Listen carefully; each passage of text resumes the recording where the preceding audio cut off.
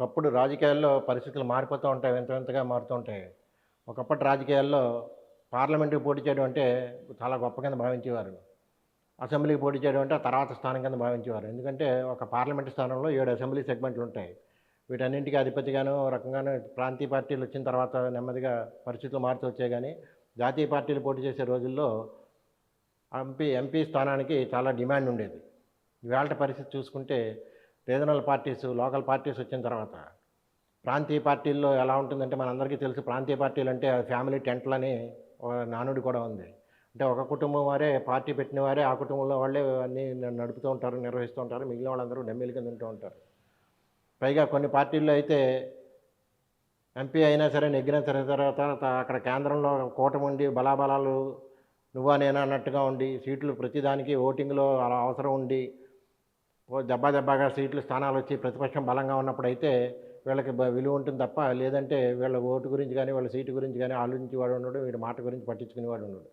ప్రాంతీయ పార్టీల ఎంపీలకి అంత బలం ఉండదు కేంద్రంలో, ఢిల్లీలో అన్నది ఒక నానుడి కింద తాజాగా వస్తున్న ప్రాంతీయ పార్టీల నుంచి వచ్చిన తర్వాత తెలుస్తుంది. ప్రాంతీయ పార్టీలైనా సరే ఎవరికి లాభం ఉంటుందా అంటే వాడు పెద్ద ఇండస్ట్రియలిస్ట్ అయినా అయ్యుండాలి. కార్పొరేట్ సెక్టార్‌లతో అనేక రకాల వ్యవహారాలు నడుపుతున్నవాడైనా అయ్యుండాలి. లేకపోతే బాగా బ్యాంకులకి వాటికి ఎగనామం పెట్టడానికి అనువైన పరిస్థితులు ఉన్నవాడైనా అయ్యుండాలి. అలాంటి వాడికైతే కేంద్రంలో వాళ్ళ పలుకుబడి ఉపయోగించుకుని వాళ్ళ పనులు వ్యవహారాలు చక్కబెట్టుకోవడానికి ఉంటుంది తప్ప, సాదాసీదాగా రాజకీయాల్లోకి వెడుతుంటే కేంద్రంలో ఉన్న పరిస్థితులను బట్టి అంటే ఇప్పుడు ఈసారి పరిస్థితిని కూడా ఆలోచించుకుంటే పరిస్థితులను బట్టి అని ఎందుకు చెప్తున్నామంటే ఈసారి కూడా చూస్తే ఇప్పుడు తాజాగా రామమందిర నిర్మాణం మొన్న ప్రాణప్రతిష్ఠ తర్వాత బీజేపీకి నార్త్‌లో ఉత్తరాదిన ఇంకో 2, 3 పెరుగుతాయే తప్ప తగ్గుతాయనే ఆలోచన కనబడట్లేదు కాబట్టి ప్రాంతీయ పార్టీల మీద, ప్రాంతీయ పార్టీలు అసెంబ్లీలో బలాబలాల మీద వీళ్ళు ఆధారపడే పరిస్థితి ఉంటుందా అంటే ఉండదనే కనబడుతోంది. అలాంటి పరిస్థితుల్లో ఎందుకు పోటీ చేయాలి? వెళ్ళి ఉపయోగం ఏంటి అనే ఆలోచన పునరాలోచనలోకి వచ్చిన తర్వాత వెనక్కి తగ్గుతున్నారు అన్నది సిమ్టమ్స్ మనకు కనిపిస్తున్నాయి. ఇది ఒక ఆంధ్రప్రదేశ్ వరకు చూసుకుంటే ఆంధ్రప్రదేశ్‌లో తెలుగుదేశం పార్టీలోనే అదే పరిస్థితి ఉంది. వైఎస్ఆర్ కాంగ్రెస్ పార్టీలోనే అదే పరిస్థితి ఉంది. జనసేనలో కూడా అదే పరిస్థితి ఉంది అనడానికి కూడా ఆధారాలు కనబడుతున్నాయి. మీరు ఎంపీ తీసుకోండి పలానా చోట మాకు ఎంపీ ఇది వదిలేయండి మాది బలం అని అడుగుతుంటే కాదు మేము చెయ్యం మాకు ఎమ్మెల్యే కావాలని అడుగుతున్న పరిస్థితులు ఉన్నాయి. పేర్లు చెప్పుకోవడం ఎందుకు గానీ చాలామంది ఎంపీకి పోటీ చేయననడానికి ఇది ఒక ప్రధాన కారణం అయితే, మరొక ప్రధాన కారణం ఏంటంటే ప్రాంతీయ పార్టీల నుంచి ఎన్నికైన వాళ్ళు అక్కడ స్వేచ్ఛగా విహరించే పరిస్థితి కూడా ఉండదు. స్వేచ్ఛగా వారి వాదనలు వినిపించే పరిస్థితి కూడా ఉండదు. ఎప్పటికప్పుడు తమ పార్టీ అధినేత అంటే ఆ ఫ్యామిలీ టెంట్‌కి సంబంధించిన ఆ నాయకుడు ఎవరైతే ఉన్నాడో ఆయన ఎలా నిర్దేశిస్తే అలాగే మసులుకోవాలి తప్ప వీళ్ళకి గిరికి దాటడానికి వీల్లేదు. జాతీయ పార్టీల్లో ఇంత గిరులు, బరులు ఉండవు. వారికి సబ్జెక్ట్‌ని బట్టి, జాతీయ అంశాలను బట్టి వాళ్ళు ఇది చేయొచ్చు. ఇక్కడ జాతీయ అంశమైనా, ప్రాంతీయ అంశమైనా ఎలా స్పందించాలన్నది వీళ్ళు చెప్పి, వీళ్ళ ఆంక్షల మీద వీళ్ళు పెట్టి దీని మీద ఆధారపడి ఉంటుంది తప్ప వీళ్ళకి స్వేచ్ఛ ఉండదు అన్నది అది ఒక వాదన. ఇదే కాకుండా ఉంటే ఇంకొక విషయం ఏంటంటే ఇంతకు ముందుతో పోల్చుకుంటే ఇప్పుడు పార్లమెంట్‌కి పోటీ చేయడం అనేది చాలా ఖరీదైన వ్యవహారం కింద మారిపోయింది. ప్రాంతీయ పార్టీలు ప్రధానంగా జాతీయ పార్టీలు అడుగుతున్నాయో లేవో నాకు తెలీదు గానీ, ప్రాంతీయ పార్టీలు మాత్రం ప్రధానంగా పార్లమెంట్‌కి పోటీ చేయాలంటే 30 తెస్తావా, 40 తెస్తావా అంటున్నారు. ఈ 30, 40లు లక్షల్లోనూ, వేలు అనుకోకండి. 30, 40లు కోట్లనమాట. ఇంత తెస్తావా, అంత తెస్తావా అని అడుగుతుంటే ప్రతి వాళ్ళు నేను చేయనండి నాకు ఎమ్మెల్యే చాలు అన్నది అదొకటి. మరి కొంతమంది ఏంటంటే ఎంపీ చేసొచ్చాను, ఎంపీ చేయడం వల్ల అక్కడ ఉపయోగం ఉంది. ఎంపీ దానికంట ఎమ్మెల్యేగా నెగ్గితే ఒకవేళ మన పార్టీ అధికారంలోకి వస్తే మనం మంత్రి అవ్వచ్చు, లేకపోతే ఇంకా ఇలా ఉండొచ్చు, లేకపోతే ఆ ప్రాంతం మీద పట్టు సాధించొచ్చు అనే ఆలోచనతో ఉన్నవాళ్ళు కొంతమంది ఉంటారు. ఇలాగ అవకాశాలను బట్టి కొన్ని సందర్భాలు ప్రత్యేకంగా ఉంటూ ఉంటాయి. రాజమండ్రి గురించి మాట్లాడుకుంటే రాజమండ్రి పార్లమెంట్ అభ్యర్థిగా మొన్న విజయం సాధించిన, గత ఎన్నికల్లో విజయం సాధించిన ఈ బీసీకి మొట్టమొదటిసారిగా రాజమండ్రి పార్లమెంటు స్థానం నుంచి ఒక ప్రయోగం చేసింది వైఎస్ఆర్ కాంగ్రెస్ పార్టీ. అప్పుడు మార్గాన భరత్ చాలా మంచి మెజారిటీతోటి విజయం సాధించి ఎంపీగా ఉన్నారు. ఆయన అదృష్టం కలిసొచ్చిన విషయం ఏంటంటే, అంటే ఆయన వరకు చూసుకుంటే వ్యక్తిగా కలిసొచ్చిన విషయం ఏంటంటే రాజమండ్రి రూరల్ గానీ, రాజమండ్రి అర్బన్ గానీ ఈ 2 కూడా ప్రత్యర్థిపక్షమైన తెలుగుదేశం పార్టీకి వెళ్ళాయి. సో అందుచేత ఇక్కడ పోటీ అది ఇప్పుడు ఈ మధ్య కాలంలో వచ్చిన చంద్రబాబు నాయుడు గారు అధికారంలోకి వచ్చినప్పటి నుంచి ఎన్టీఆర్ శకం ముగిసిన తర్వాత ఏ ఎమ్మెల్యేకి ఆ ఎమ్మెల్యే అన్నది లేదు. ప్రతిపక్షం ఎమ్మెల్యే ఉన్నా సరే కూడా అధికార పక్షం వాడే ఎమ్మెల్యే కింద చలామణి అవ్వడానికో, పెత్తనం చేయడానికో, పెత్తనం చలాయించడానికో అవకాశాలు కల్పిస్తున్నారు.